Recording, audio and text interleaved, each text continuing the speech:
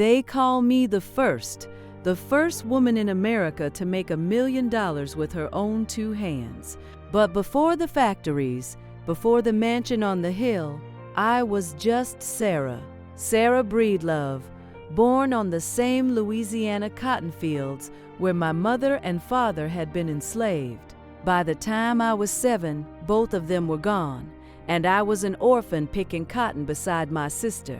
I married young to get out. I was a widow with a baby before I was 20, and the only work the world would give a black woman was the wash tub. $1.50 a day, my hands cracked and bleeding in other people's laundry.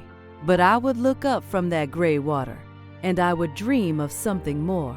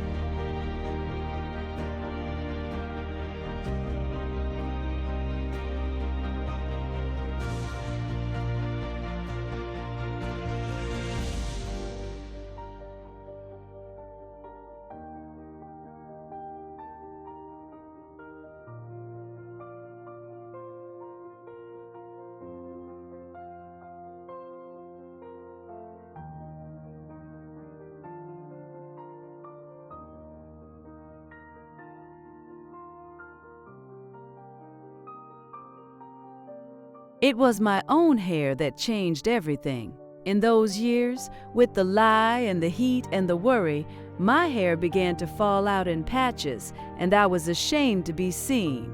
I prayed over it, and they say the answer came to me in a dream, a formula, the ingredients to heal my own scalp.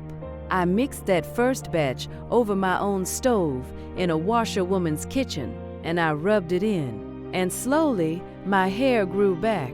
I knew then I was not the only woman suffering this in silence. So I did something simple and bold. I knocked on doors. House by house, I showed other black women what it had done for me, that they did not have to hide, that they could hold their heads up high.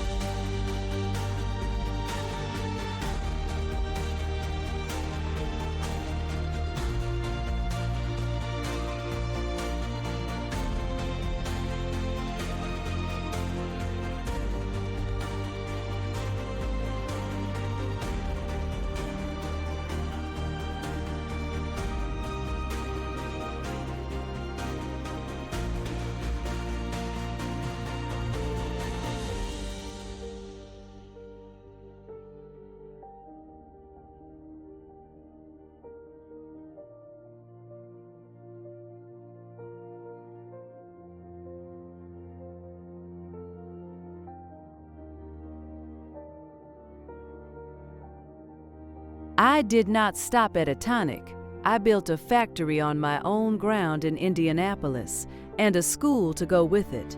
But my real invention was not in a job. It was an army. I trained thousands of women to sell my products, my walker agents, in their own neighborhoods door to door the way I once had. I taught them to keep books, to dress well, to carry themselves like the businesswomen they now were. An army of black women earning their own money in a country that offered them almost none. A way to feed their children and answer to no man. From the cotton fields to a wash tub to a mansion on the Hudson. The richest self-made woman in America. And I climbed every single step of it myself.